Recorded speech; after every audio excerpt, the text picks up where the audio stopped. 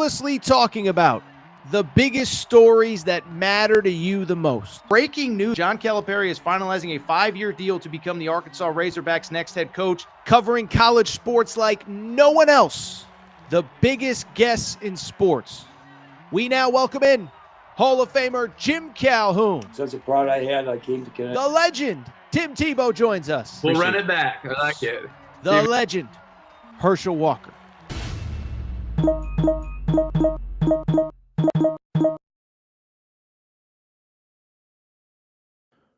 Welcome in, everybody. Little Sunday morning edition, Air Torres Sports Podcast. I'm your host, Air Torres. Hope everybody's doing well. Hope everybody's having a great day. Hope everybody had a great weekend, enjoyed the college football, enjoyed the college hoops.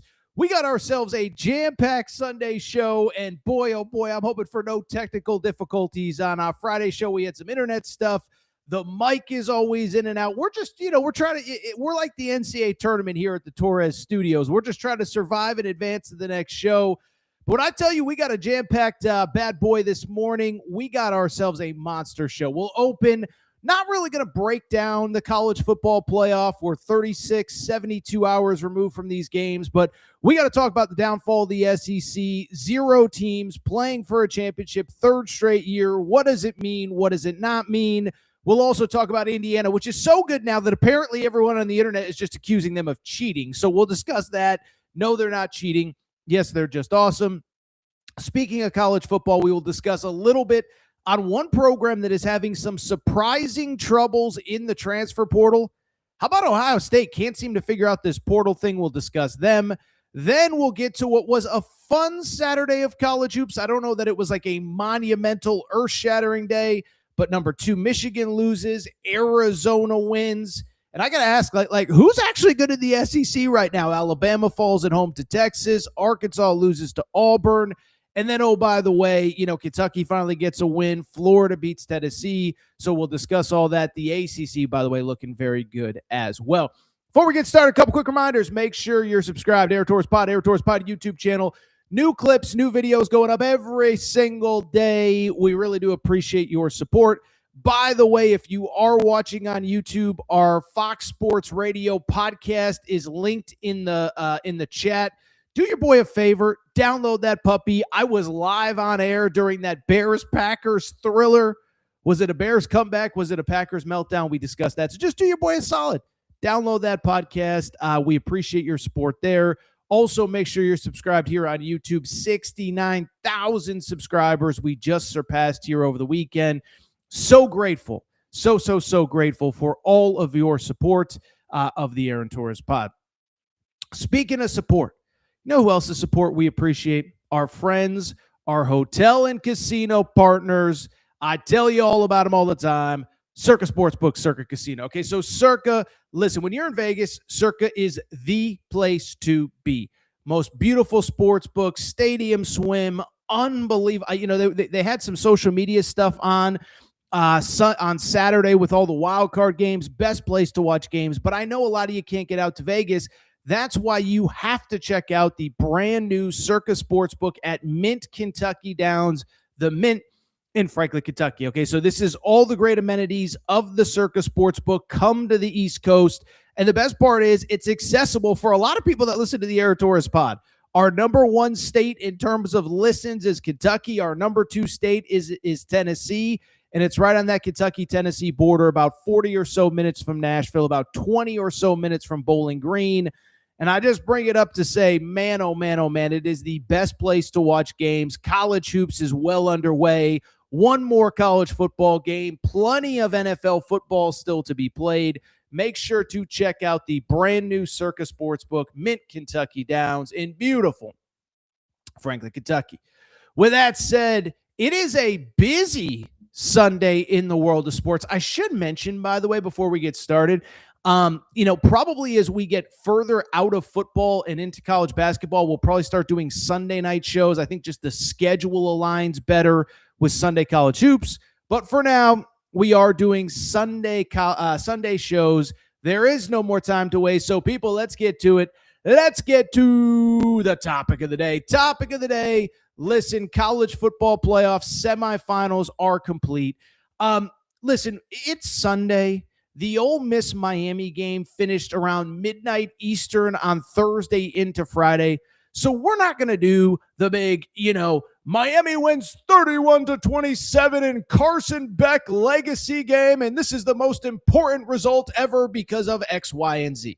But what I do think is worth noting is the big conversation that came out of this semifinal round. And that's pretty straightforward. With Miami beating Ole Miss, you don't need me to tell you, but I'm going to tell you anyway. This is now the third straight year that the college football championship game, not only will we not have an SEC winner, this is the third straight year an SEC team doesn't even make the championship game. It's worth noting with, 4 SEC teams in the college football playoff. The only win against non-SEC teams by SEC teams in this playoff was Ole Miss beating Tulane. And so I bring it up because it is bad. It is getting worse. And I think it is indisputable that the SEC is no longer atop college football. How did this happen? Why did it happen? And can the SEC fix it? Listen, this is something that's been coming for a while now. You don't need me to tell you. But listen, I don't think there's any disputing that this has been a trend in the wrong direction for the SEC for some time, right? I go back to, we all know about for the 15 or so years, this was the indisputable, undisputed best league in the country. And then I think over the last few years, Michigan wins a title, Ohio State wins a title, and the new narrative had become, well, guess what?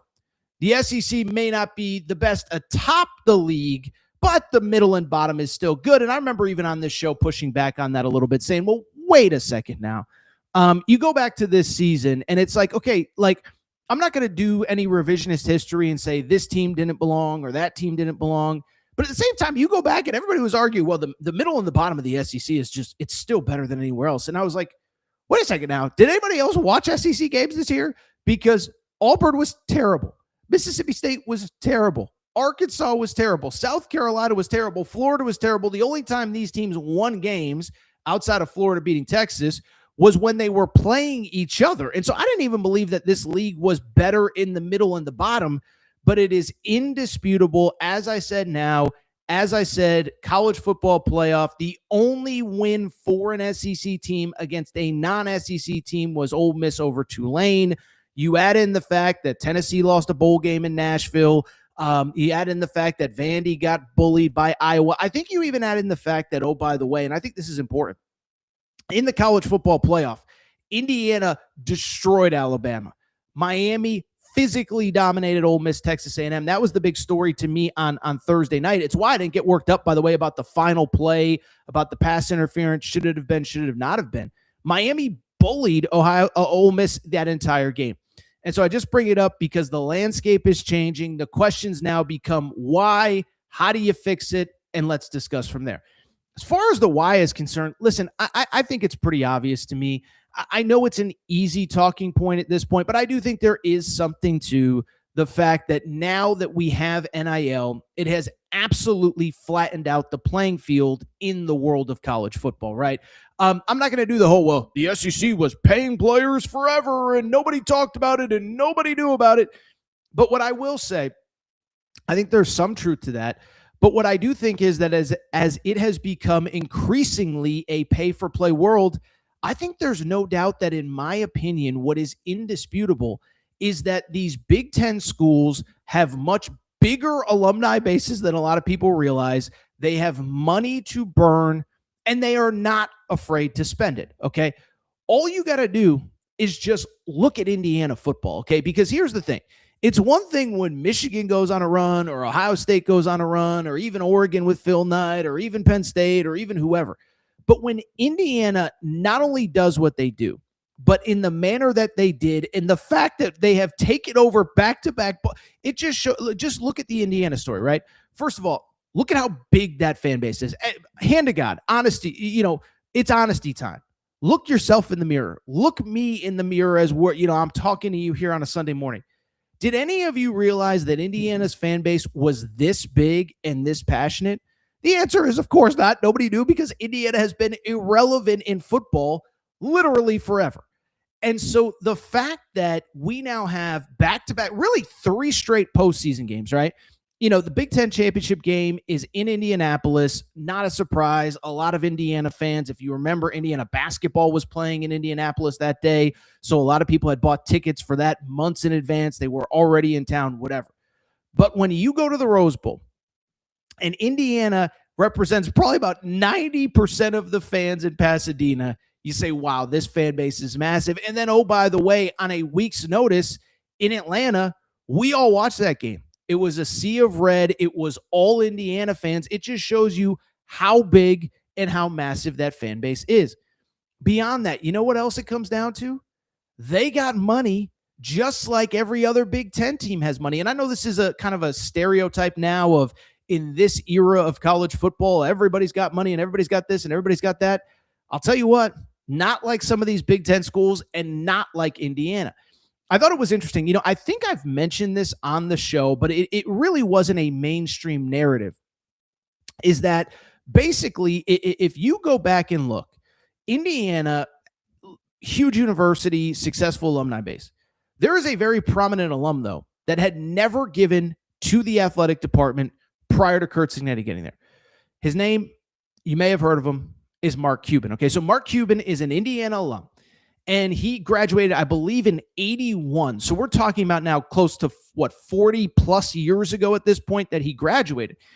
And I only bring it up because in all that time, he had given a certain, he built a student media center, because I've actually been in it when I was in Bloomington a few years ago. He's donated to certain academic programs. He had never donated to athletics. That is until Curt Cignetti gets there. And all of a sudden, he believes in Curt Cignetti. It's the NIL era. Cignetti's a Pittsburgh guy. He's a Pittsburgh guy. And he's willing to write a check for Indiana. Matt, you could pop up the tweet. It's not, something super relevant. But what stood out to me when I saw this story is I basically said every Big Ten team has a story just like this, right? And so I tweeted, this story probably came out the middle of last week heading into the Peach Bowl, that Mark Cuban, for the first time ever, had donated to Indiana athletics. And I tweeted, this was on, I believe it was Wednesday of last week. I said, you want one single encapsulation of the Big Ten's rise since the start of NIL aligning with the SEC's fall? Mark Cuban, a literal billionaire, had never given to Indiana athletics before last season. The scary part, basically every Big Ten school has a story just like this. And so again, you can make it up. You could say I'm lying. You could say it's hyperbole. You could say whatever. I don't think it is. Look across the state of the Big Ten, and what's crazy is, listen, nobody's winning at the level of Indiana right now, but every school seemingly has a story just like this, okay? Michigan State, this was in December of this year. Out of nowhere, some dude, Michigan State, just donates $400 million to the athletic department. I don't even know who it is. I don't know what his background is. $400 million. Now, obviously, all of it's not going to NIL. It's going to stadium upgrades and facility upgrades and whatever. But out of nowhere, some dude from Michigan State that isn't Matt Ishbia, the owner of the Phoenix Suns, who has been a donor forever, isn't a bunch of the other guys that have been giving forever. All of a sudden, you look up, just some dude writes a $400 million check. Last year, Michigan, you go back, we all remember the story. Out of nowhere, Bryce Underwood, he's going to LSU until he isn't. Then we get all the details and we realize, Larry Ellison, who I looked it up on Sunday morning, is worth $285 billion with a B. I didn't even know that's possible. $285 billion Larry Ellison is worth. His wife is a Michigan fan. He says, honey, you want a quarterback for Christmas? Here you go. By the way, according to Matt, he's the world's richest person. I don't know if that's true or not. I just know listen, when you start getting into the hundreds of billions of dollars, you're on a very short list, okay? His wife's a Michigan fan. And he said, honey, what do you want? You want a purse? I already got you a purse. You want this? I already got you that. Oh, you want a 5-star quarterback? Okay, no problem. Let's go get one. His name's Bryce Underwood. And obviously, Larry Ellison, for lack of a better term, was the guy that underwrote that whole deal at Michigan. And so I bring it up because why is the Big Ten all of a sudden so good? It's because you have the right coaches in the right places. By the way, I don't think it's slowing down. Kyle Whittingham, I think, is a step up from what Sharon Moore was. And listen, Harbaugh is a legend, but even Harbaugh wasn't really into the NIL thing. Matt Campbell, we'll see, but we could see the scenario where he's a step up from James Franklin. Maybe he won't be. I don't know, but I don't think it's out of the realm of possibility. Ohio State set. Dan Lanning at Oregon. I know everybody wants to criticize him, but they're going to be set for the very immediate future at Oregon. And so I just think it's not slowing down. And I think the other thing too, which is interesting, it's now just not the Big Ten. We know about Texas Tech. We know about the billions of dollars that flow through that athletic department. Maybe billions is a strong word, but Cody Campbell, former player, is a billionaire who is largely funding that football team. By the way, we see the success they're having everywhere.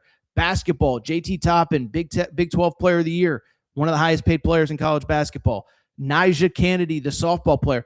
Texas Tech has money to spend. They're not afraid to spend it. By the way, remember the story about a few weeks ago? Stanford got a $50 million donation to their athletic department. They're not hurting for money. Miami clearly has figured out the NIL thing. And so listen, I hate to say it, but this is the new reality. Now, how does it change? How does it get back? First of all, you just need your best programs to operate at the highest level. I will say this for the SEC. If you want a positive, Kirby Smart's not going anywhere. I still trust him. Sark is going to have a team that's good enough to win it every year. I know it didn't go well this year, but clearly he's big game hunting in the transfer portal, and he's going to have a team good enough to win it again next year. Mike Elko, I know Texas A&M fell short, but I think he's the best coach that they have had maybe in my lifetime. And I'll say this. I've been critical of Lane Kiffin, how it happened, why it happened, the manner in which it did. But him being at LSU, I do think is a step up from Brian Kelly, especially in this era. Now, I guess if you're looking for a positive in the SEC, it's that as the league, kind of falls down the pecking order, it does create opportunities for everybody else. Every time I look up, Will Stein's picking up a big-time commitment, at Kentucky. Vandy is coming off a 10-win season. And whether you're Auburn, whether you're Arkansas, whether you're Ole Miss trying to stay at the level that you're at, it doesn't feel like there are insurmountable hurdles in this league. So if I want to be glasses half full about it, I will say it's created parity in the SEC, but just about anybody in that league can win that league now if they have the right coach, the right setup. But I don't think there's any doubt. Third straight year, we will not have an SEC team in the national championship game after Ole Miss loses to Miami. And again, I go back to Miami just bullied Ole Miss in a way that nobody in the SEC did all year. By the way, Miami bullied Texas A&M in a way that nobody in the SEC did all year. Indiana bullied Alabama, although you can't say like nobody's done it in the SEC because, oh, by the way, Georgia bullied Alabama. But it's a changing of the guard. It's no longer a coincidence. It's officially a trend. And I don't know what else there is to say. Really quickly, speaking of I don't know what else there is to say, just want to spend about 10 minutes, 5 minutes on the Indiana win on Friday night against Oregon. Final score in this one, just bananas. 56-22 is the final score. Indiana opens the game with a pick six. It never really slows down. And I think by the end of the game, it's funny, like to me, there's nothing really interesting to talk about this game with because of the fact that I have already been saying everything that everybody is saying about Indiana now. Like people are like, oh my God, this is the greatest story we've ever seen. Yeah, I've been saying that for like 6 months. Kurt Cignetti, this is the greatest coaching hire ever. Yeah, where you been? Like these aren't new narratives. And it's funny. One, I wasn't somebody that at this time last year was critical of Indiana. People, they didn't beat anybody. They don't belong in the playoff. And what was my argument a year ago? I said, yeah, they lost to Ohio State in the regular season. Yeah, they didn't play the best teams in the Big Ten. They also literally destroyed everyone else that they played. And then, oh, by the way, when I knew that Indiana was for real this year, when they forget the Oregon game during the regular season, when they beat Illinois, which was top 10 in the country at the time, finished with 9 wins this year, when they beat them 63-10 in Bloomington on that Saturday night, I was like, if you can't see what we're all seeing in Bloomington, you're an idiot who can't be taken seriously. And so this story is incredible. But what I will say, the story is unbelievable. I don't think, again, like I said, every commentator, oh, this is the greatest story. Yeah, where have you been?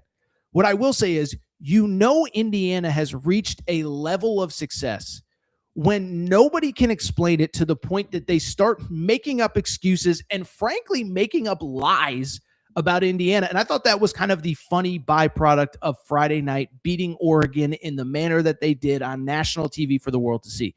All of a sudden, there was very much a faction of media members saying this is the greatest thing that we've ever seen.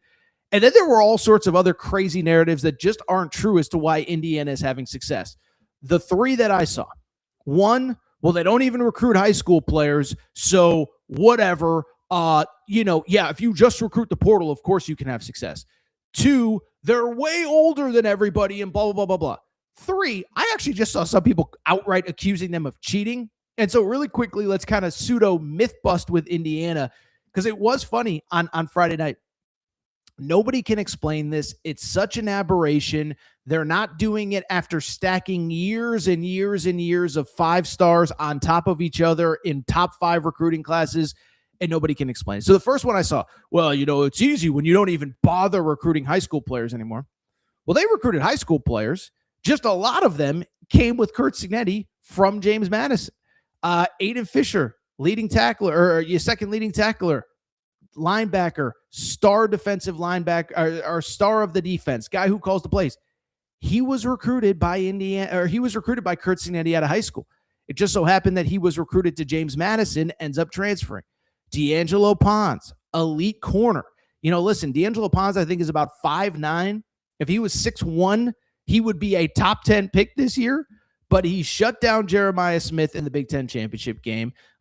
Oregon's passing game was a non-factor. He had a pick 6. Alabama couldn't move the ball through the air.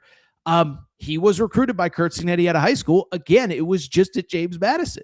So don't tell me that they don't recruit high school players. They just recruited high school players who then followed Curt Cignetti, which is then the funny part that I saw after that was, well, I mean, they're just so much older than everybody. It's like, if the average age of your team is 24, where did this narrative come from?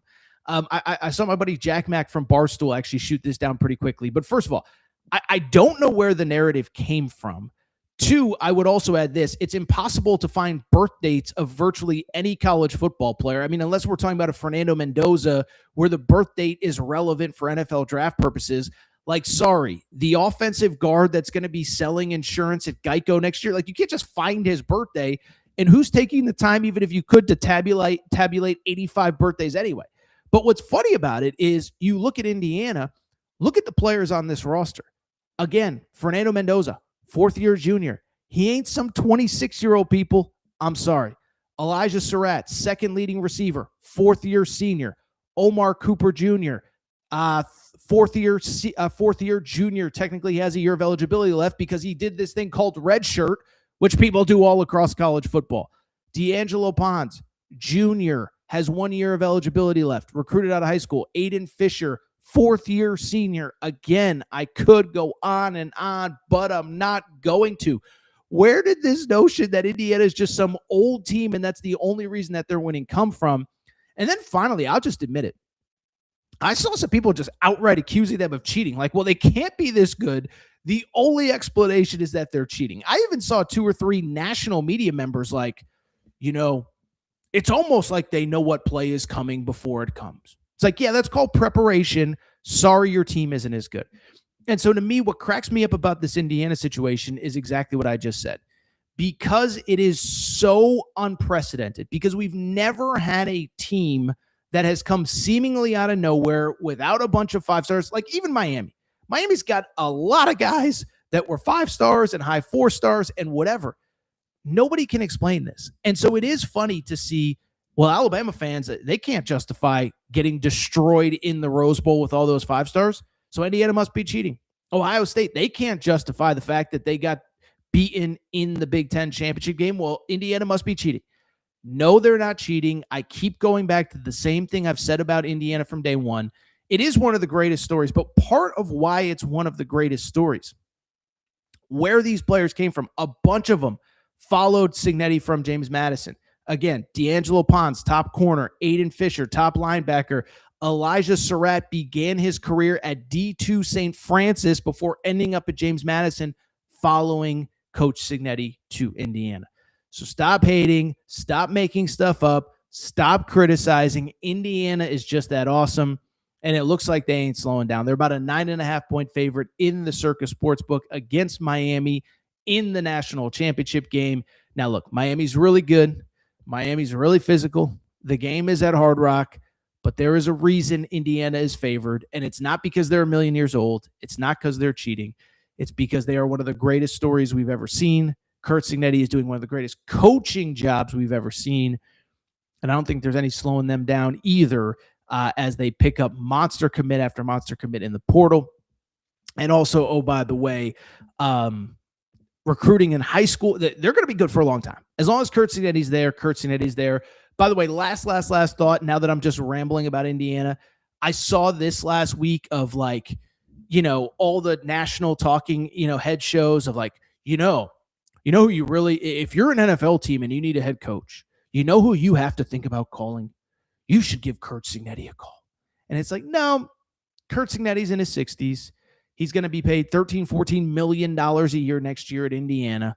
I think because he's in the championship game, he automatically gets a rollover in his contract to where he's like a top 3 highest paid head coach. He ain't going anywhere. He's retiring at Indiana. This is the greatest story we've ever seen. Curt Cignetti is Indiana's. He ain't going anywhere.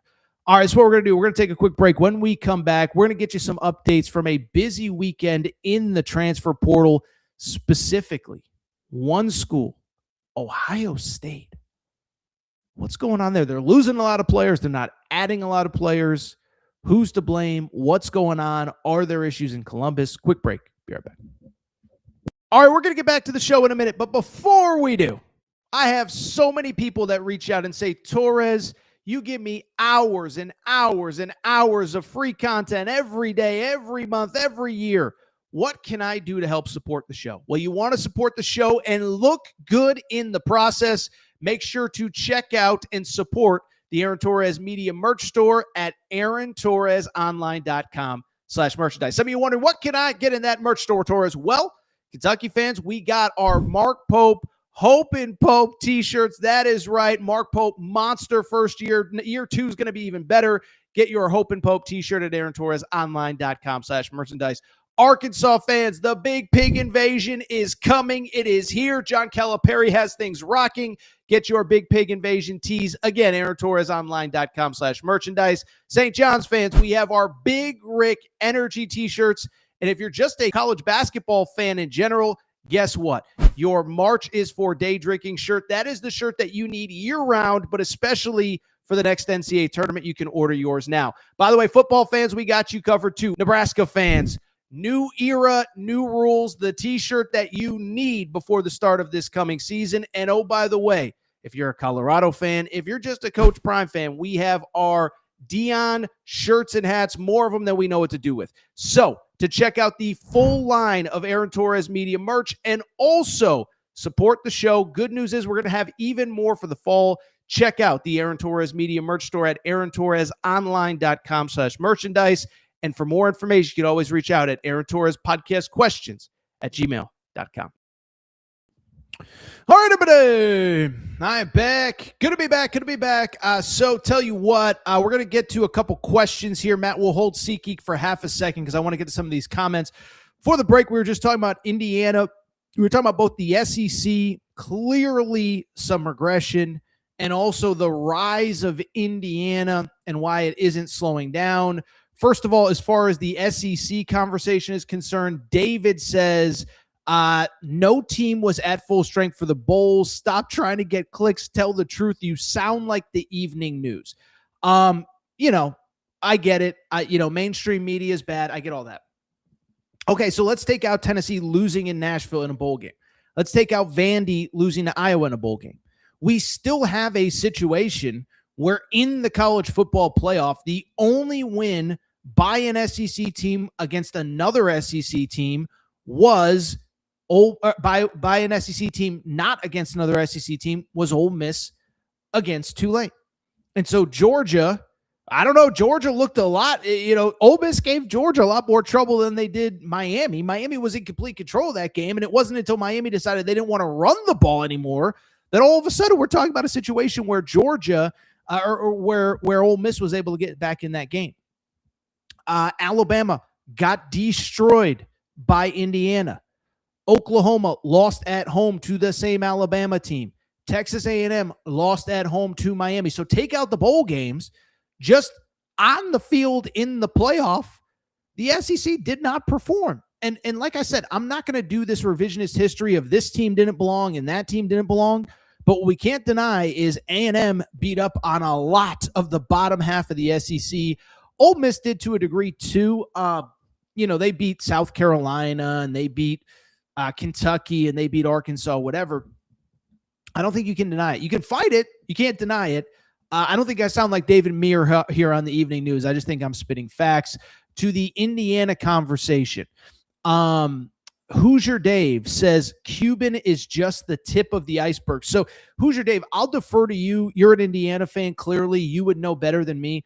The one thing I will say, that's another myth that came up over the course of this weekend was that Mark Cuban is funding the whole thing and that he just wrote a blank check and that's why Indiana is having so much success and blah, blah, blah, and this and that. No. Mark Cuban did say publicly, yeah, I gave some last year and more this year and they're happy with me. But Cuban was also asked about this on Twitter and he responded. We didn't pull the tweet, but he basically said, look, there's a lot of people contributing. I'm a small part of this. And that's another narrative as well. It's like, well, Mark Cuban's funding the whole thing. No, he's not. Stop it. He's donating probably maybe 7 figures. Guess what? I would venture to guess virtually every team in the Big Ten and the SEC has at minimum one, but probably multiple donors, maybe a dozen that donate 7 figures. Listen, I went to UConn, okay? We ain't in we ain't in a power conference in football. But I could tell you a couple of names off the top of my head that I know are donating 7 figures. So I'm pretty sure if UConn's doing it, Indiana is as well. It's not just Mark Cuban. Jared with an interesting point. He says Sig's model is unsustainable. He has 46 draft eligible players currently on the roster right now. If he can't continue to add 4th and 5th year experienced players, he's staring 6-6 square in the face. Well, first of all, and Jared, I'm not even trying to make fun. Is it 46 draft eligible players or 46 players in their last year of eligibility? That I don't know. I will be interested. I was talking to our Torres on Indiana guy. If you are an Indiana fan, you can follow us, Torres on Indiana. We have a great intern that's helping me with that page. There are some guys like Omar Cooper Jr., like D'Angelo Pons that you do wonder, are they going to declare for the draft? They probably aren't first rounders, but is the grade really going to be higher a year from now? That remains to be seen. To Indiana's credit, they have done very well in the portal already this year. Josh Hoover's committed. Nick Marsh is committed, the wide receiver from Michigan State. I do think there's something to that, but I'll also say this. One, I don't believe 6-6 is staring Indiana in the face, and here's the crazy part. If Indiana goes 6-6, guess what? Let's say they go 6-6 next year. Even if they lose in the national championship game this year, that's still by far the best 3-year stretch in Indiana history. Again, maybe I'm spending too much time on social media, but this was another narrative that I saw over the weekend was, well, I mean, if Indiana doesn't win it now, the season's a disappointment. And I saw some Indiana fan like, bro, I sat there through an 0-12 season. I sat there through this. I sat there through that. There's no way this season could be a disappointment. So listen, I do think it's fair. 46 draft eligible players does not mean 46 players in their final year of eligibility. But listen, sometimes teams are built like this. Ohio State was built like this last year. We're going to get to Ohio State here in half a second. Ohio State was absolutely built like this last year. It was all the chips in the middle for 2024. To their credit, they won the national championship. Michigan the year before. But oh, by the way, you can have all your chips in the middle for an individual season, and it doesn't work out. Ask Penn State this year. Ask Clemson this year. So that's the reality. There's one more comment I wanted to get to. Let's see here. The cheating claims from Jared are laughable. Good team that is staring a rebuilding year in the face. Buckeyes fan here rooting for IU. I'll tell you what, this is a good transition. Let's get to some Ohio State talk. Before we do, though, you know who's never needs a rebuild, who never lets us down? Our friends, our ticketing partners, SeatGeek and the SeatGeek app. Okay, so SeatGeek is America's #1 ticketing app. Who's your Dave? If you're trying to go to that national championship game in Miami, tickets are expensive and you need to save money wherever you can. Not because you can't afford it, but just because you want to save some money wherever you can. Okay, so this is what you got to do. All you got to do is go to SeatGeek.com. It is America's #1 ticketing app, over 28 million downloads. What I love about SeatGeek is two things. Every ticket on the app is rated 1 through 10. You know if you're making a good purchase or not. But what I really love about SeatGeek, they take care of listeners of the Aaron Torres pod. If you go to SeatGeek.com or the SeatGeek app and you use promo code Torres, it gets you $20 off your first purchase. Okay, we actually had a listener that went to the BYU-Utah basketball game on Saturday night. He used SeatGeek.com, promo code Torres, to get $20 off his first purchase. Any game, any show, any concert, college football national championship, you want to go to watch some college basketball, SeatGeek.com, promo code Torres. SeatGeek.com, promo code Torres gets you $20 off your first purchase. We do appreciate SeatGeek. All right, Walton says the Buckeyes, I'm a Buckeyes fan rooting for Indiana. So let's go ahead and get into it. And let's talk a little bit about Ohio State, because Indiana's playing for a national championship. Ohio State is the reigning national champ. Now, to Ohio State's credit, I think they had an excellent year, 12-0 regular season, beat the school up north, beat Texas to open the season. It was a successful year, okay? But the season ends, obviously, on New Year's Eve in the loss in the Cotton Bowl to Miami. And all of a sudden, the season just ends way sooner than you're anticipating, and it becomes a question of, okay, what's next? And I think there's obviously a great degree of excitement at Ohio State because of the fact that Julian Sain's coming back, Jeremiah Smith is coming back, and I truly believe Ohio State was basically a year ahead of schedule as far as what they accomplished this year. Could be mistaken, but I believe it was 14 players drafted in the NFL last year, second most all time. They lost a ton. And so for them to be in the position that they were, I think had everybody excited. The issue is we know they're going to lose some talent to the NFL. Caleb Downs declared, Arvell Reese declared. But of course, the assumption is that Ohio State is going to take care of business in the portal. They'll tie up some loose ends. They'll fill some holes, and everything is going to be fine at Ohio State. The issue, it is Sunday. It is about noon Eastern time, so this is always subject to change. But as of right now, Ohio State is losing a lot of players in the transfer portal. They are not gaining very many players, at least as of right now.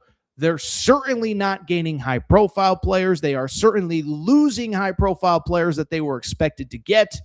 And I think the question is, what the heck is going on at Ohio State, and who is to blame for this issue? First of all, as I said, season ends for Ohio State on New Year's Eve. And listen, every single team in this era is going to lose, even actually a lot of players in the portal. That's just the reality. You process players in, you process players out. There's always going to be guys on the back end of the roster that are never going to see the field, that just want an opportunity somewhere else. Doesn't matter if it's Bama, Georgia, Indiana, Oregon. Oregon season's over. We're going to see it this week from Oregon. Eventually, when Indiana loses, guys are going to enter the portal. It's just the reality of the world that we live in. And so the portal cycle opens, and you see guys, Lincoln Keenholz enters the portal. He ends up at Louisville. Some backups that didn't really play enter the portal. Then probably the last 5 or 6 days, you started to see some names that you just did not expect. I think the first one that really jumped out to me, Mylan Graham, fringe kind of 4-star, 5-star receiver, class of 2025. So just finished his first year. From the Indiana area, committed to Ohio State, was at Ohio State this year, and as far as I can tell, was expected to be a big part of what they were expecting to do in 2026. He announces he's going into the portal. Asked around, saw the name, was a little bit surprised.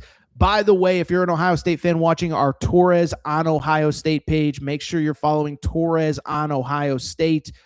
all the late breaking Ohio State news that you need. Torres on Ohio State. Jake, our intern, does an amazing job. I actually just had lunch with him. He was in LA. Torres on Ohio State for your late breaking Ohio State news. So I reached out to Jake. I reached out to some other people I know around the program. I said, that one feels kind of weird. They said, yeah, but Jeremiah Smith's coming back. Chris Henry Jr., the number one wide receiver in the class of 2026, is coming in. And maybe he felt like there was a situation where he wasn't going to see the field very much. Well, I bring it up because shortly after that, yet another wide receiver that nobody was anticipating leaving also entered the portal. His name, for people who are not familiar, Quincy Porter. Quincy Porter was one of the, frankly, gems of the 2025 recruiting class. Again, it's tough because obviously a lot of these freshmen did not see the field this past year, but he was another one. 5-star wide receiver out of Jersey. He was supposed to be one of the next guys in line, and it was Wednesday or Thursday of this week he declared for the portal, and it was kind of like, what the heck is going on? Should mention, by the way, most recently on Saturday, Fahim Delane, another one of their best players in the 2025 recruiting class. So that was a top 5 class just a year ago. Also entered the portal. And so you're like, what's going on? The bigger issue is this, though. It's not just that you're losing a lot of players. It's not even that you're losing good players. It's that you're not replacing them with high-end players. I think the thing that stood out this weekend, there was a player named Chaz Coleman. If you follow the portal, make sure you're following CFB Transfers on Twitter.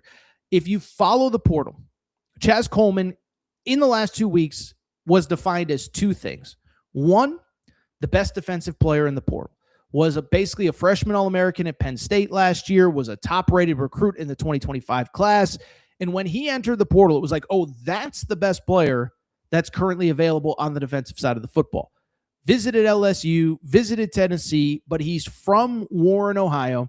And the assumption was he's going to Ohio State. As a matter of fact, when he entered the portal, there were multiple crystal balls from Ohio State insiders that had him going to Ohio State.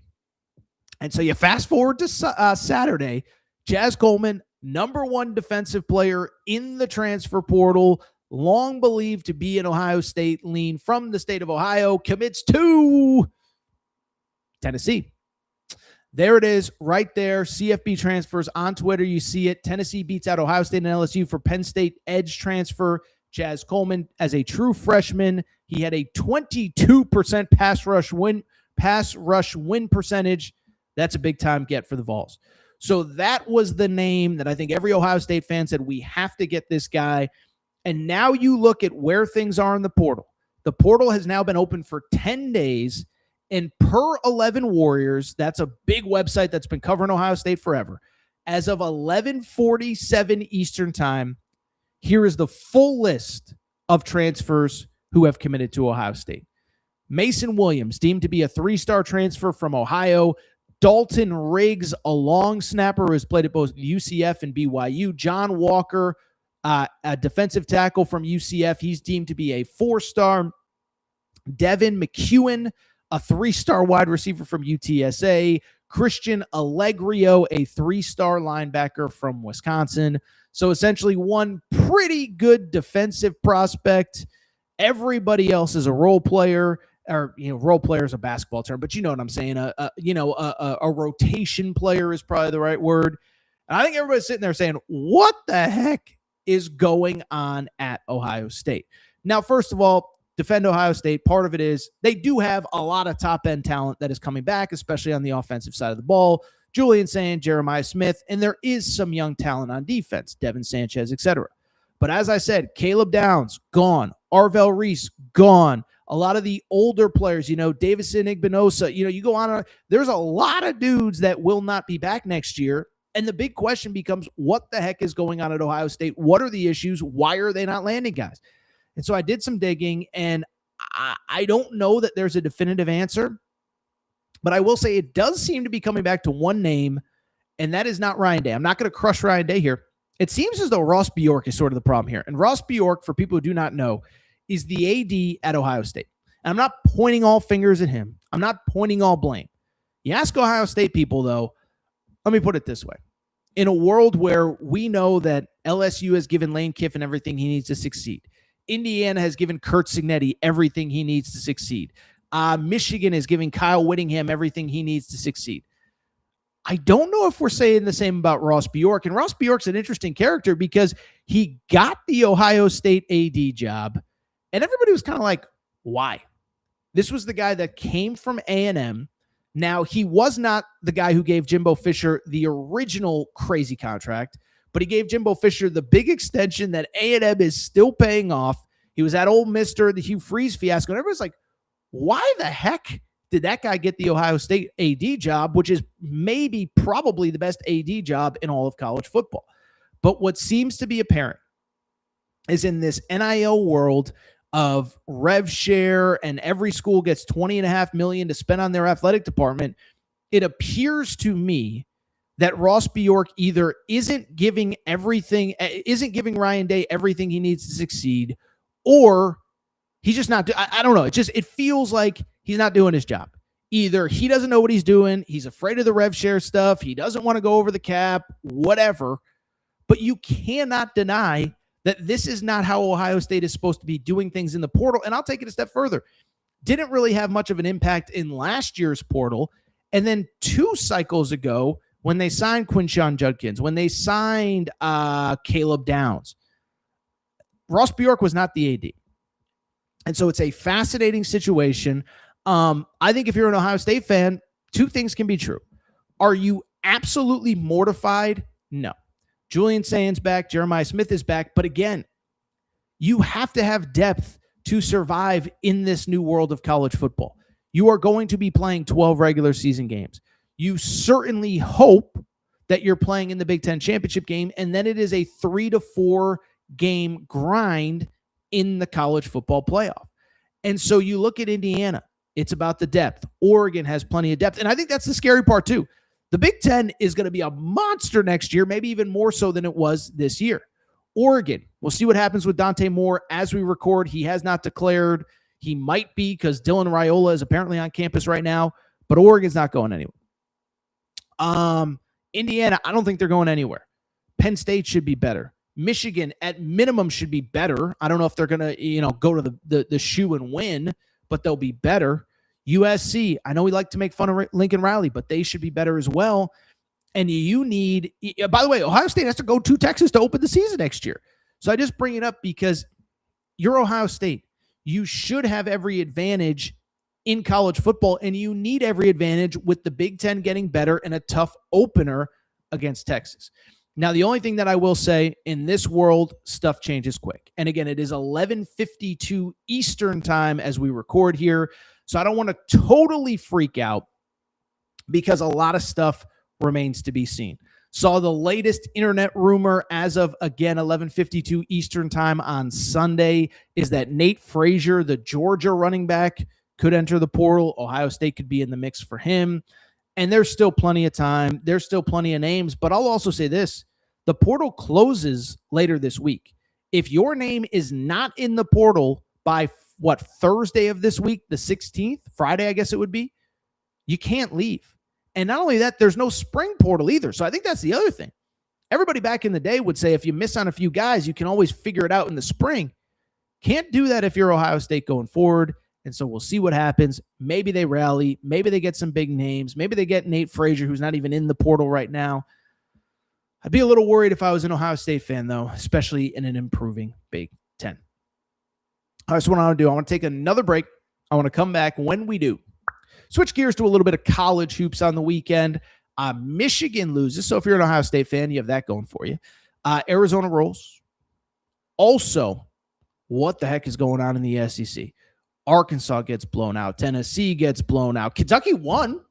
What are we doing? Alabama loses at home. Quick break. Be right back. Talk some college hoops next. All right, we're going to get back to the show in a minute. But before we do, you know what we got to do. We got to thank our friends. We got to thank our partners. We got to go ahead and thank Cauley Puffs and CauleyPuffs.com. Yeah, you see the logo on the back of the screen right here. Okay, so I've told you all about Cauley Puffs, but family-owned company, not far from where I live. Joey, a huge sports fan. And one day he was sitting on the couch and he said, you know what? I need a snack that is both healthy, but delicious, something my kids are going to love, something my family's going to love, something I'm going to love. And so he came up with Cauli Puffs. This is the new age health food snack. You don't need to go to the grocery aisle and buy all that crap, the Doritos, the Fritos. No, my friends, you need Cauli Puffs. Baked, not fried, avocado oil, no grease, healthy ingredients. But here's the best part. They taste freaking delicious. Actually, there's another best part. In addition to tasting delicious, in addition to being healthy, they are also taking care of listeners of the Aaron Torres pod. Okay, so check this out. All you got to do is go to CauliPuffs.com. That's CauliPuffs.com, CauliPuffs.com, and you can get 15% off any purchase with the promo code Torres. That's Torres, Torres. It's that simple. 15% off any purchase. 1 bag to try them out, 100 bags to cater a party. Doesn't really matter. Promo code Torres. CauliPuffs.com gets you 15% off. Cauli Puffs also available on Amazon. You obviously can't get the promo code there, but CauliPuffs.com, CauliPuffs.com, promo code Torres gets you 15% off any purchase. Thank you to our friends at Cauli Puffs. All right, everybody. I'm back. Good to be back. We're going to switch to college hoops in a second. We were talking about Indiana earlier in the show. Listen, I defer to Indiana fans on Indiana. I defer to Ohio State fans on Ohio State. I defer to Kentucky fans on Kentucky. NSPR says that there are 16 millionaires or billionaires heading Indiana's collective. Money is not an issue. I mean, I'll take your word for it. I don't know. I don't think Indiana is lacking for anything money-wise. By the way, basketball, remember the last 2 years, Mike Woodson went all in 2 years ago with Umar Ballo and that big-name roster, a bunch of expensive players. Worth noting, by the way, even though they didn't land a bunch of big names in basketball, it was believed that Indiana had one of the more expensive rosters in the Big Ten. Maybe not more than Michigan, for sure. Maybe not more than Illinois, but one of the more expensive ones. So that's an interesting narrative right there. I don't know if there's 16. I don't know if there's 9. It does feel like, to the point of NSPR, NSPR, I was right the first time, money is not an issue. Let's get to RVD says stars don't mean anything when they're letting guys play 5 or 6 years. 23 to 25-year-olds are much different mentally and physically. Listen, I do think there's something to, and we've seen this in basketball, of teams are getting older. Like a lot of teams don't even recruit high school players anymore. I do still think you have to. I think the issue for somebody like Ohio State is you have to retain them. And Ohio State right now is a front-loaded roster with guys that are young, that are playing like a Julian Sain, like a Jeremiah Smith, and it's sending a lot of people to the portal. I do think, to the point that was brought up earlier in the show, it's easy to say all you have to do is enter the portal. Well, 1, you have to find the right guys. And 2, and this is where it becomes difficult, to do it year over year over year, where you can retain enough, but then go back in and get the right guys. And I think we've seen a couple of extreme examples, right? Colorado, 4 wins to 9 wins back to a 3 or 4 win season. They had the core of guys, Shedeur, Travis Hunter, a year ago. Yes, they had come in the portal the year before, but they had the core of guys, but then they were able to get the right guys around them last year and win 9 games. Then they had to go back in and get a completely new roster. It did not work out. I actually am a Deion supporter, but I think we're seeing it's a lot harder than people think, and we'll see if he can maintain success. All right, really quickly, want to spend a little bit of time talking some college hoops on Saturday, into Sunday. I mean, we're talking on Sunday, but college hoops from the weekend. And I do, I think it was one of those days. I don't know that there was like a major earth-shattering story, but I think there are a couple things to talk about. We'll get to everything that happened in the SEC in a minute. We will get to everything that happened in the ACC in a minute. But since this is a Big Ten show today, talking a lot of Indiana and Ohio State, let's start with the big story of the weekend in college hoops. Michigan falling at home to Wisconsin, number 2 team in the country. Why this is noteworthy: Michigan is number 2 in the country. They were literally destroying everyone basically up until about this week. Struggled and survived at Penn State on Tuesday.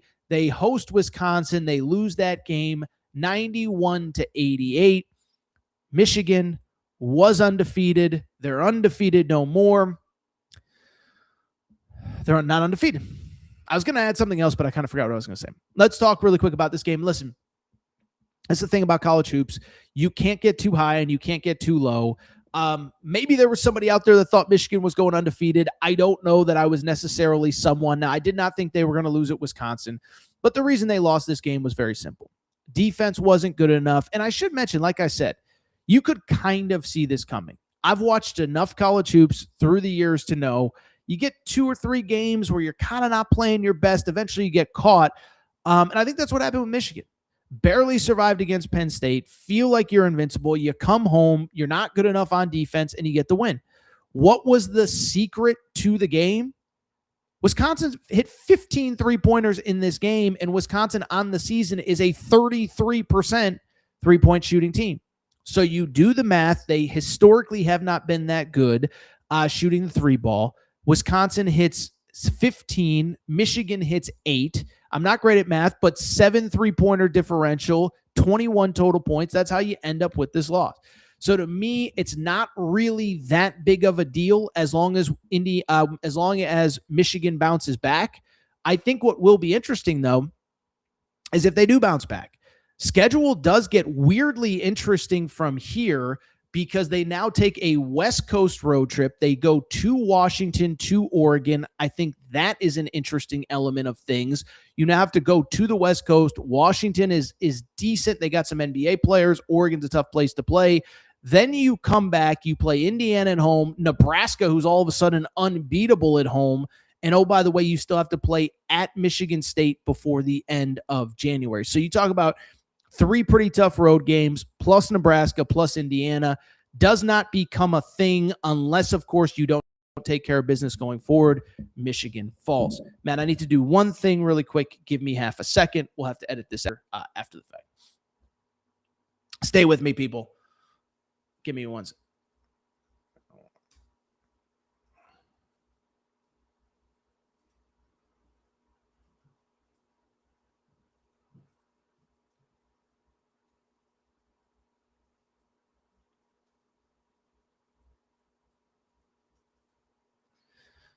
All right, give me 1 second, people. Apologize here.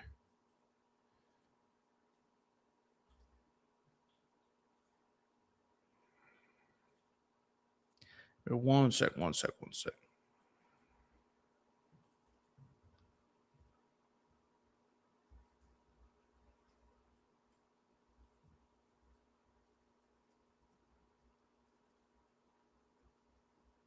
All right. Sorry about all that.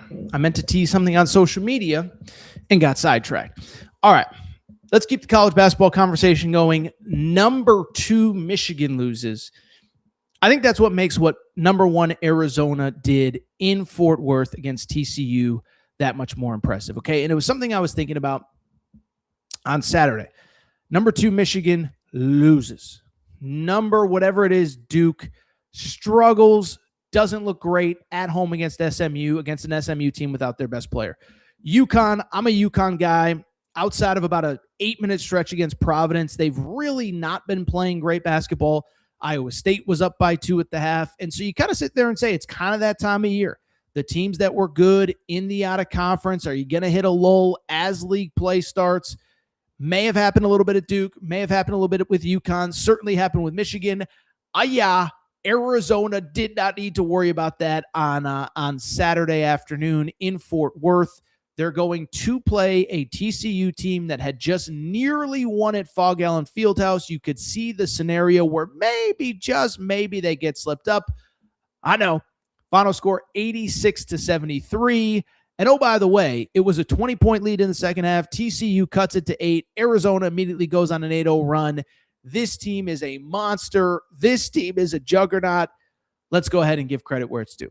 I think the thing about Arizona that stands out, one, they just keep winning these games in a world where, again, you're in league play. You're going on the road, and it's certainly going to get tougher. Haven't played BYU yet. Haven't played Iowa State. Haven't played Houston, Texas Tech, whatever. But at the same time, you basically get their best effort every single night. Arizona fans, you can answer this question for me. But outside of the San Diego State game, which was the last game before Christmas, nobody plays well in their last game before Christmas. Has there been a game where you just felt like, Arizona, they just didn't show up today. They were lucky to win and da-da-da-da and this and that. And maybe there is one, and maybe I'm missing it, and maybe I don't know. But to me, that's what's so impressive. They won by 19 a few days ago at Utah. Utah nearly beat BYU on Saturday night. And again, outside of the San Diego State game, which they still won by 23 points, but I'm just saying it was a sloppy effort for a good part of that game. Where is the game that Arizona just hasn't shown up? And I think what's so impressive to me specifically about Arizona is this. It's seemingly a slightly different guy every night, right? They have that first win of the season against Florida in Vegas. I'm at the game, and Koa Pete goes for 30. And you sit there and say, well, Koa Pete's a rock star, and maybe he's just better than we all thought he was, and he is. But maybe he's just better than he thought he was, and that's what this team is going to be. He's just going to get 22 and 11 every night, and he's going to be an All-American, and he's going to be great, and he's going to be this, and he's going to be that. Well, I bring it up because Koa Pete has been really good. Koa Pete was great on Saturday against TCU, but Koa Pete has not been that dude every single day for the Arizona Wildcats. Still the team's leading scorer, 14.5 points per game, 6.5, just under 6 rebounds, I should say. But he hasn't been, 21 and 11 every night. And so he's played well, and he was great on Saturday, but he hasn't been the dude every single night that you thought he was going to be. By the way, Braden Burries, I think we talked about him maybe after the Alabama game when it was the Alabama game, because that was the game where all of a sudden you look up and he's hitting threes like he's Reggie Miller from the logo. You're like, where did this guy come from? But another perfect example, he struggled early in the year. I was at the Florida game, got in foul trouble, barely played. At UConn, struggled, barely played. Then all of a sudden, he's starting to figure it out. He's starting to figure it out. Blows up in the middle of December, has that great game against Alabama. He's now averaging 14 points per game on 35% three-point shooting, had 28 the other night against Kansas State. And it's like, you just look at this kid, and it's like he's the guy that they needed. And then he doesn't even play well on Saturday, and it's Jaden Bradley. And so we've talked about Jaden Bradley. I think he's been one of the more underrated players in college basketball. I think with him with the ball in his hands, everything just runs smoother. We've talked about it before. I was never anti-Caleb Love, but when Caleb Love was with the program, it was kind of a back and forth. Who has the ball? Who doesn't? Who's running the offense? Is Caleb Love going to take over? Well, now it is Jaden Bradley's show. 14 points per game, almost 5 assists per game, almost 2 steals per game. You have to watch him to appreciate just how good that he is. But it doesn't change the fact that he is playing, in my opinion, at an All-American level, at an All-Big 12 level, just one of the most consistent guards in college basketball. And that's exactly who Arizona is and what they need from him on any given night. And so you look at this team. What I love about this team is pretty straightforward. Different guys stepping up every night. All the pieces fit. Everybody kind of knows their roles, right? Karchenkov is the defensive guy on the wing. He's elite. Toby Awaka comes off the bench, provides the girth. Shout out my boy Mike Luke. Krivas has been awesome all season long. Again, I go back to that opener against Florida in Vegas where it was just Alex Condon was just in a body bag. He just did not know what to do. And that's what I love about this team. It is, you look at them and all of the pieces fit. And again, they frankly don't have it off night. Now, it's going to happen at some point. But we are now 16 games into the season. We're now 3 games into Big 12 play. They opened with a 19-point win at Utah. Again, Utah's not one of the better teams in the league, but on the road, a 19-point win is impressive, especially, by the way, when you factor in that Utah almost beat a very good BYU team at home. Then you destroy Kansas State at home. Then you go on the road against, again, a good TCU team that, in my opinion, is probably going to be an NCAA tournament team. And you win a game where it's not really even close. And so this team is playing like the number 1 team in the country. Yes, Arizona fans, there have been times where I said I thought Michigan was the best team. You guys were right. I was wrong. Credit where it's due. Here's the crazy part, by the way. You look at Arizona's schedule. Arizona State this weekend, midweek. Then you got at UCF. I know UCF is ranked, but whatever. Maybe they lose. I don't know. I don't think they're going to, but maybe they lose at UCF next week. But then Cincinnati at home, West Virginia at home. And I just bring it up because Monday, January 26th, so 2 weeks from this coming Monday, they travel to BYU. Think there is a very good chance at that point they could be 20-0 going to BYU. By the way, I mentioned a few times BYU got the win on Saturday. Their 12th straight win since losing to UConn in the third game of the year. They're 15-1. They have 3 games before they host Arizona. And I think there's a scenario where we could have a 18-1 BYU team versus a 20-0 Arizona team on January 26th. Was not planning on returning to Provo this year, but I might have to for that game. 2 weeks from this Monday. So 2 weeks from tomorrow. Tomorrow you'll be watching, Steelers, Texans, Monday Night Football. Well, guess what? 2 weeks from now, it is BYU hosting Arizona, and that could be a top 5 matchup by the time that game is played. A couple other college hoop thoughts. Let's get to the SEC. The SEC, certainly an interesting afternoon in what is quickly becoming an interesting conversation about who is actually good in the SEC and who isn't. Okay, so we're just going to rip through a couple games, a couple scores, because listen, Vandy's doing what they got to do. A&M is quietly 3-0 after that wild win against Auburn. You understand that we're 3 games into SEC play. Those are the only 2 teams that are undefeated in league play as we stand. LSU is the only team that has no SEC wins. So I'm not great at math, but you do some quick math and you realize that there are currently 13 of 16 SEC teams that all have 1 to 2 losses. And I don't think it's quite like last year where everybody in the league was just awesome. But what I do think is we live in a world where there just isn't much discrepancy between these teams. So let's just talk a little bit about the games. And then I want to talk about where I think this league stands now 3 games into conference play. The first game was literally the first game of the day. Florida destroyed Tennessee at home. Final score in that one, 91-67. Listen, big story in this one. Credit where it's due. Like a lot of people, I have been critical of Boogie Fland. I've been critical of some of Todd Golden's decisions in the portal, him being Boogie Fland, Xavier Lee. This was Boogie Fland's best game as a Florida Gator, 23 points, 9 of 13 from the field, 3 3-pointers made. Why that's noteworthy, he had not made a 3-pointer in his previous 3 games combined, 0 for 8, has 3 here. Listen, with Florida, 2 wins in a row, both at home. But I do think if they can just get the guards playing good, playing okay, I think they're actually going to be pretty good because the front court is so good. They just need to get the guards playing like at a B to B plus level. They might be a top 3, top 4 team in this league. For Tennessee, I just don't think they have the dudes. You lose Zakai Ziegler, you lose Jemai Mashak. I think they'll be a tournament team. We talked about them the other day. They already have wins over Houston and Louisville in the out-of-conference. Those are going to carry weight. This just feels like a team that's going to be a 7 seed and losing maybe round 1, maybe round 2. Nate Amen, I'm not going to criticize him. I don't think he's been quite what Tennessee fans were hoping. I think the counter, and Bill has brought this up on the game, is like he's averaging like 15 points a game this year. It's just that when he's ranked in the recruiting rankings in the same spot, right around AJ DeBonsa and Cam Boozer, who might be the 2 frontrunners for National Player of the Year, I think it makes what he's doing feel disappointing. 15 points per game, he's not shooting the ball very well. I just think Tennessee, they had a window with Mashak and with Ziegler. They're fine. I don't think they're terrible, but they're 1-2. Obviously, lost to Arkansas to open SEC play a week ago. Speaking of Arkansas, go to Auburn. Auburn, of course, was coming off that devastating loss to Texas A&M.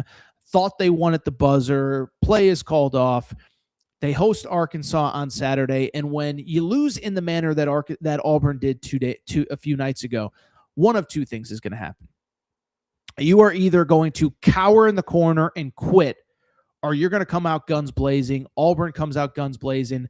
This one was not even close. Auburn gets the very comfortable win. This was about 15 points, probably about 5 minutes into the game, and it never really got closer. Auburn with the 22-point win in this game.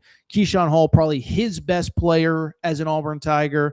First Auburn player with at least 30 in back-to-back games since Wesley Person in 1994. Yes, I'm reading that right off Matt's show notes. First player with back-to-back 30-point games. With Auburn, listen, I said it a few weeks ago. I think the pieces are as good as anybody in the SEC. Todd Pettiford's a dude, but clearly there's something going on off the court because he didn't start for a couple games there. Keyshawn Hall's very good. Keyshawn Murphy's very good. Elijah Freeman's very good. All of the pieces seemingly fit, but you have a first-time head coach, and that is where the issue has come in. So to me, I still think Auburn's got the talent. They just got to take care of business. They get the win. Arkansas, John Calipari openly admitting, I'm not even going to watch the tape. We're going to burn the tape and move on. I think that's the only thing you can do.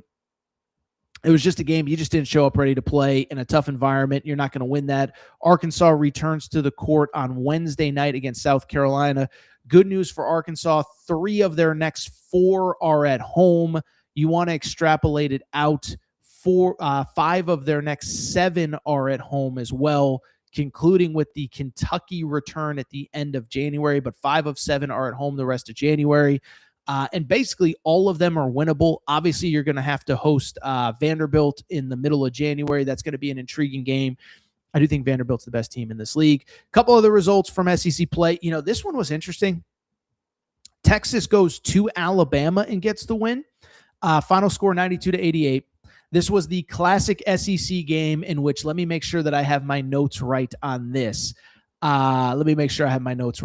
We had in this game a total of 45 fouls called, 60 foul shots. Welcome to January in the SEC. We get about 10 of these games a year in the SEC where the refs take over. That's exactly what happened here. No flow, no rhythm. But credit Texas for getting the win. Sean Miller is the coach of Texas now. He had a rant. They lost at Tennessee earlier this week, and he had this rant of basically like, after the game, he said something to the effect of like, listen, when you have kids, you tell them not to do something, they keep doing it, and then something bad happens. And I think the analogy was, if tell them not to run in the street, eventually you could get hit by a car. And I'm paraphrasing, but that's basically what he said. He's like, as a parent, you feel bad, and you take responsibility, but you also kind of say, how many times do I have to tell you not to do it? He was clearly frustrated with his team, clearly trying to break through. They get the answer. They get the win again with a victory over Alabama. Note here, Jordan Pope with 28 points, and they out-rebounded Alabama by 10 in this game. With Alabama, first of all, with Texas, I still think they're a tournament team. I see the talent. I believe in Sean Miller. I believe they're a tournament team. With Bama, listen, I think this is who we have to accept that they are. They're 1-2 in SEC play. The guards are really good. Aiden Sherrill was back. They're just not good down low. And so with Alabama, I'm not going to dismiss what they've done, because you look at the wins that they do have in the out-of-conference. They beat Illinois in Chicago. They took care of Clemson in the ACC-SEC Challenge. They destroyed Kentucky the other day. I do wonder how much of what we believe about Alabama is reflected because of that very early season win against St. John's at Madison Square Garden, where he's out there and said, this is going to be one of the great wins in college basketball. And then we find out that St. John's just might not be that good. So I think Alabama's good.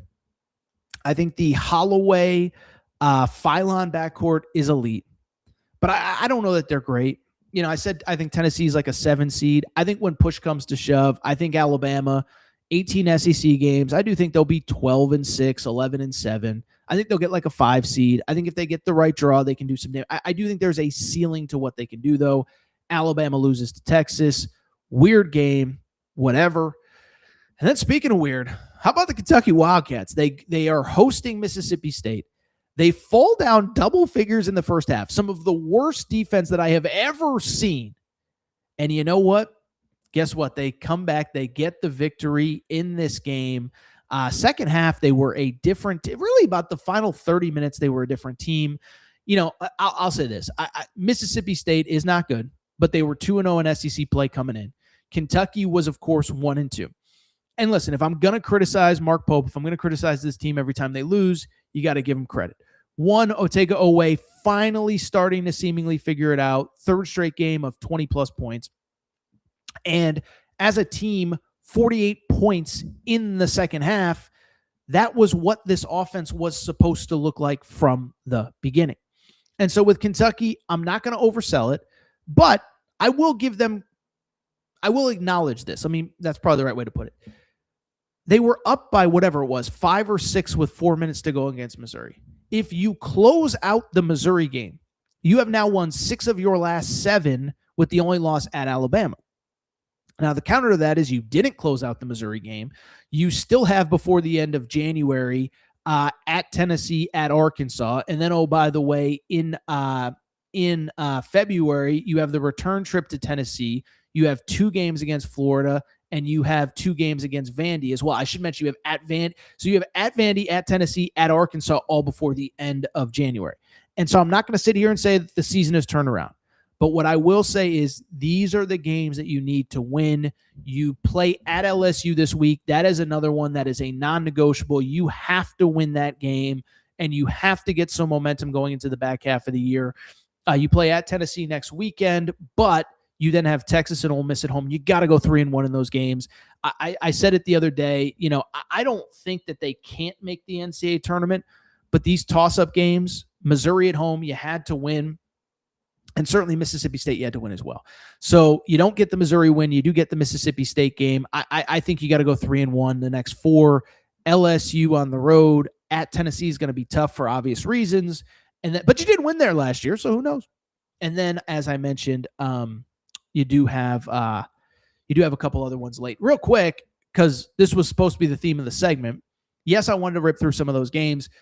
So who's actually good in the SEC? So one, I think we got to give credit where it's due. Vandy's the real deal. You know, they beat Alabama the other day at home. They are now, as we record here on Sunday, 16-0, 3-0 in the SEC. They took care of business on Saturday against LSU. It was kind of a weird game. They didn't play great, but they did enough to win. Vandy's the real deal. Now, are they going to have the number 1 seed when the SEC tournament opens? I don't know. Obviously, the tournament is in Nashville, so that would be interesting in its own right. But they're the real deal. They have those 3 really good guards, Duke Miles, Tyler Tanner, Frankie Collins, who's been out with injury. And I think this is probably right now the best team in the league. I would say this. I do still believe in Arkansas. I know people, Arkansas, they got blown out, blah, blah, this and that. Listen, Darius Acuff can take over any game that he wants. The bigs are still, physical and tough. Trevin Brazile, when he plays well, is a mismatch problem.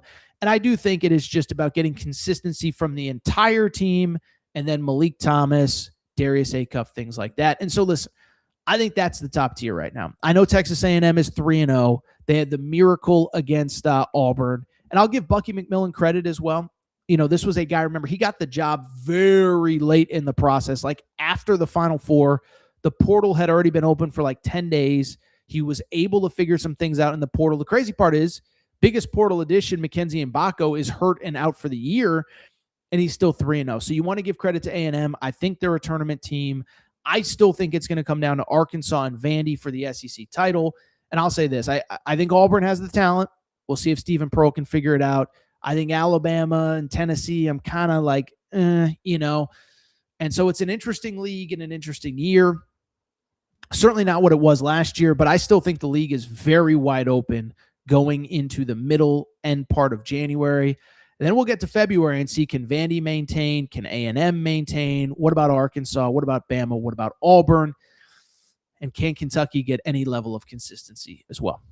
Finally, I do want to wrap with one other basketball story. And the basketball story, the SEC is clearly down. The SEC is clearly down. The counter to that is, who's up? The ACC. And so the ACC has been in a very interesting time for their conference because over the last couple of years, listen, it hasn't gone well. You go back to last year. I know people don't follow college basketball on a day-to-day basis, but remember last year, Duke with Cooper Flagg, awesome. Okay, so Duke with Cooper Flagg was totally awesome. They take care of business. They get to a Final Four. They don't win the national championship, but they were the best team in the country for good chunks of the year. They were the favorites to enter. Once you got past Duke, though, it was slim pickings. Clemson was pretty good. Louisville ended up being good. And then it was just 15 teams that were a total train wreck. North Carolina gets into the tournament, but nobody really thought they should be in. If you remember, their AD was the tournament chair, and they get in as the last team, go to Dayton, win a game. But remember, outside of Duke, the only NCAA tournament game that the ACC won was UNC's win in Dayton. Clemson upset by McNeese State. Louisville, I don't know if they were upset, but they lost to Creighton in an 8-9 game. And then UNC wins the opener and gets destroyed by Ole Miss in what was technically the opening round of the NCAA tournament.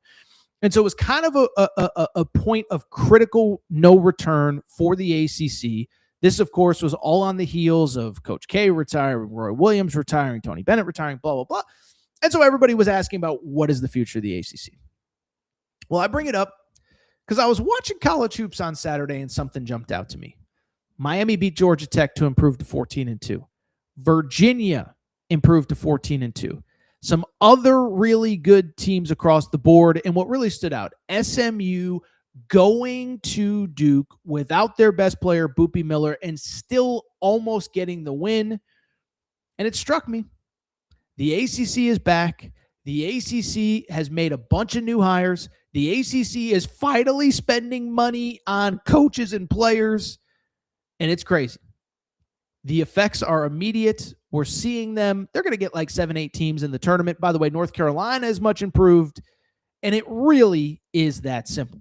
You decide to spend money. You get good coaches. You get good players. Wins follow. Okay. So first of all, just look at these teams. SMU, listen, what's crazy, I was actually telling my wife this because we live in LA. She knows USC, UCLA. So she walked in the house the other day. She goes, who is SMU? I was watching the SMU Duke game. I said, it's Southern Methodist. And I said, you want to hear a crazy story? I said, Calipari, he's at Arkansas. I said, you know how he ended up there? I said, the SMU coach was at USC and decided to leave. And I know Andy Enfield well from his time at USC, but I bring it up because Andy Enfield was like crazy successful at USC, could have stayed there, could have retired, but with the USC going to the Big Ten, he decides to make a move. But SMU decided we're going all in on basketball. We're in the ACC now. We need a big-time coach. They land him, and look at the effects. They're 12-4 right now, but if you look at the schedule, look at who SMU's lost. First of all, SMU, remember, beat North Carolina at home last week. And as I said, never forget that they had Duke on the ropes at home without their best player, Boopy Miller. And so I bring it up because SMU is clearly improved. Miami, as I mentioned, is 14-2 thanks to Jay Lucas. By the way, quick trivia question. What are Miami's only losses this year? BYU on a neutral, Florida on a neutral. Those are two pretty good losses. And so I bring it up because Miami is clearly improved. Remember how worked up everyone? Jim Larinaga, he just made a Final Four. Jim Larinaga was old, and Jim Larinaga was tired of NIL. Get him out. Virginia, it's the same thing. Listen, Tony Bennett's a legend, won a national championship, but it was clear he had no interest in doing the NIL thing. Ryan Odom comes in from VCU, spends a bunch of money in NIL, goes and gets the 2 Euros, Testa Ritter and Johan Grunlow. They're awesome. They're 14-2. They're in the top 25. They're an ACC title contender.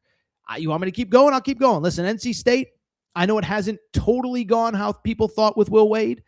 I think it's fair to say that they are in a better place today than they were a year ago. NC State, as we record right now, 12-5, 3-1.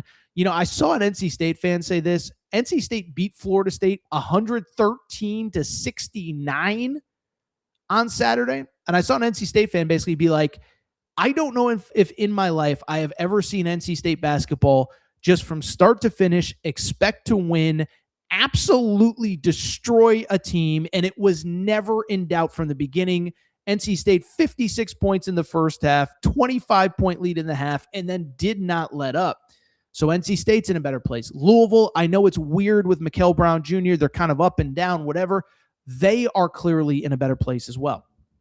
By the way, North Carolina, criticized Hubert Davis plenty last year, but North Carolina, never forget, was in kind of a moment where it's like, are we going to spend money? Are we going all in? Are we doing this the way that everybody else is? Or are we going to just sit here and complain and pretend that, are we going to do what we've done? Are we going to say we're Carolina, players will come to us, or are we actually going to go out and play the game? And so I could go on, but you add all this up. Clemson has been good. Duke has been good. But other than that, you know what this really comes down to? It comes down to the fact that the ACC in basketball is essentially the Big Ten in football. What has led to the Big Ten's football's rise? They've said, you know what? We can spend money now. Everybody else is doing it. If we're going to do it, let's go do it and be great at it. And so Indiana's good in football, and, Nebraska had a moment in time, although we'll see what happens. But people are spending money, and now they're winning championships, and nobody's surprised. And it's the same in the ACC. And I said this all offseason. I said, look, everybody wants to get all nostalgic about the ACC, but all these old guys didn't want to do the NIL game. Tony Bennett, not that old, but he's just like, I don't want to pay players, and players come and players go, and who's staying and who's going. And, I used to redshirt guys, and it's like he didn't want to play that game. So you got to get out. Kenny Payne, remember when he came in, he's like, yeah, NIL, I don't know about that. It's like, well, you got to go, buddy, because Pat Kelsey's come in and they've turned things around. Jim Larinaga, we just mentioned, even Coach K and Roy Williams, they were allowed to retire on their own terms, and they should have been. They're two legends, but at the same time, it comes down to, are you going to be willing to invest? Are you not? And are you willing to accept that this is where college basketball is? So I give the ACC credit because it most of it happened last offseason with Miami and Virginia and NC State, but we also got to acknowledge SMU spent money. Who did I miss there? Even North Carolina spending money. They are in a much better place. I'm just going to look at the standings really quick, because to me, Duke, Clemson, 3, 4, 5. I mean, we're looking at 6, 7 tournament teams from this league. By the way, Virginia Tech spent money. I could go on and on. I don't need to keep going. The point I'm trying to make, ACC is the Big Ten of college basketball. They finally spent some money, and it's paying dividends. All right, I'll tell you what. We're at an hour and a half here on a Sunday. We got NFL playoffs coming up. I'm going to go ahead and get out of here. If you're not subscribed to the Aaron Torres pod, do me a favor. Make sure to do so. Apple, Spotify, Amazon Music, Google Music, wherever you get podcasts, make sure you're subscribed. Also, make sure to rate and review the show. Go ahead, give us a quick 5 stars. Let us know what you like, what you don't like, all that good stuff. Make sure you're following on social media at Aaron_Torres. Aaron Torres podcast questions at gmail.com with any questions. By the way, a couple things on the SEC basketball stuff I'm seeing here. Doug says Arkansas won't be in the SEC championship game. Cal doesn't care about the SEC tournament. I mean, if his team keeps winning, he's not going to throw games, and they're going to be the most talented team when they get to Nashville. Michael says that Arkansas needs to improve their defense or they won't beat good teams. They do need to play with desperation every game, as Michael says. All right, time for us to go. Awesome show. Probably be back Tuesday morning. A little bit of college hoops, certainly plenty of college football, because this portal thing will still figure out who's going where and what it's going to look like. Shout out to Torrent Craig. Shout out to Rachel who hates my voice. Shout out to JJ Reddick, you F-head. Unblock me, bro. I will be back probably Tuesday morning. New episode, Aaron Torres Pod.